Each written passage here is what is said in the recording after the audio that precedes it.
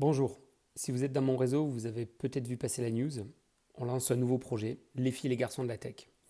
Alors, vous avez été nombreux à me demander ce qui se cache derrière ce nom un petit peu atypique. Et donc voilà, je fais cette vidéo pour vous donner un peu plus d'infos. Mais avant de vous en dire plus, je voudrais revenir un petit peu à la genèse du projet et revenir au moment du premier confinement. Donc c'était une période évidemment tout à fait particulière pour tout le monde. Mais ça a été aussi une période qui a vu naître beaucoup de questionnements sur le monde d'après le Covid.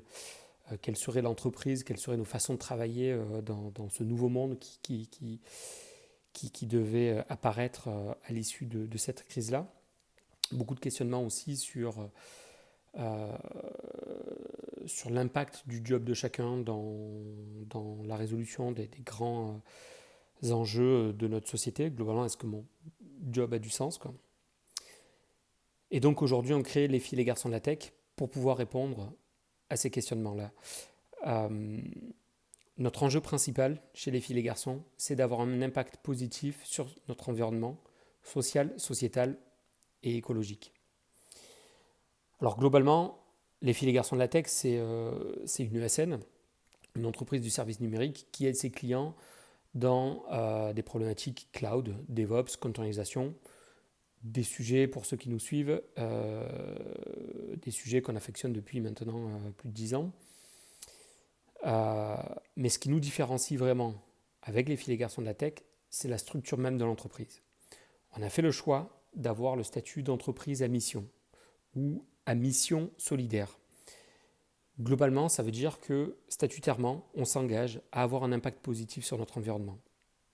Ça va au-delà du marketing, ça va au-delà de notre ADN, c'est vraiment statutaire. Alors qu'est-ce qu'on fait de différent chez nous?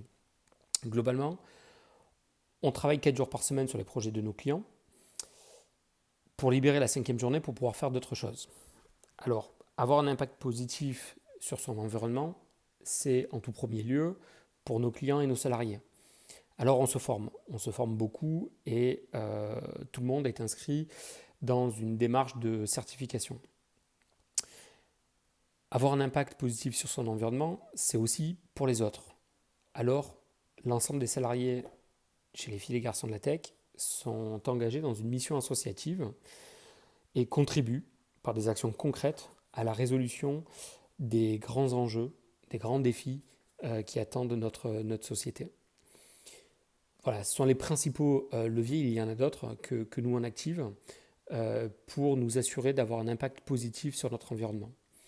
On fera d'autres vidéos pour expliquer un petit peu tout ça plus dans le détail, pour entrer dans les différents sujets. Si vous avez des questions, n'hésitez pas à les poser dans les commentaires. J'y répondrai bien volontiers. Et n'hésitez pas aussi à vous inscrire à la page de l'entreprise, les filles et les garçons de la tech, pour suivre l'aventure et être tenu informé de l'évolution du projet. Allez, à bientôt.